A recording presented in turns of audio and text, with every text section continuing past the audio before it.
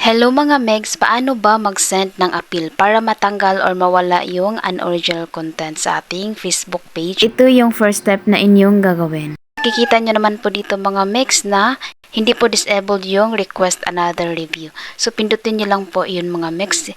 At ito yung pangalawang paraan. Kung disabled naman po ang inyong request another review or katulad nito na walang button sa request another review. So ang gagawin nyo lang po mga Megs, back lang po.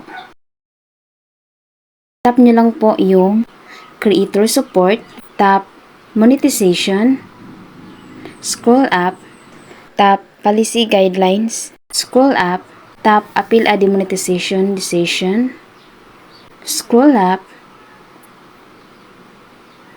tap this form. So meron dito mga Megs content monetization policies, partner monetization policy. So pumili lang po kayo ng dalawa. So for example, nagkaroon kayo ng content monetization policies. Kahit sarili niyong video, tawan po kayo ng content monetization policies. So yung piliin yung mga Megs itong content. At dito naman po sa page URL, i-paste nyo lang po mga Megs yung link ng inyong Facebook page. So dito naman sa video URL, mga Megs is ilagay nyo po dito yung specific video na nag-post ng unoriginal content sa inyong Facebook or Facebook page. Tapos pindutin nyo po yung send. At pwede din po kayo mag-send ng report a problem. Tap help and support. Tap report a problem. Scroll up. Tap to continue to report a problem. Tap include report. So dito mga Megs is pumili lang po kayo. Pag page po ang gamit nyo, is select nyo po yung page. Pag profile naman, profile po ang inyong select. Dito po sa describe the issue mga Megs is ilagay po natin ang ating concern or issue sa ating Facebook page.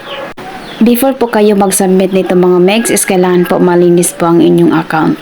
At wala po kayo nilabag na rules sa Facebook page. At dito po mga Megs is i-paste nyo lang po yung link ng inyong Facebook page. At dito naman sa upload from phone, kunin lang po natin mga Megs yung in-screenshot po natin kanina yung dashboard. Tapos yung wall ng ating Facebook page at saka yung unoriginal content po. Pag okay na po, is pindutin nyo lang po yung arrow sa may gilid at masubmit na po iyon. Please like and subscribe.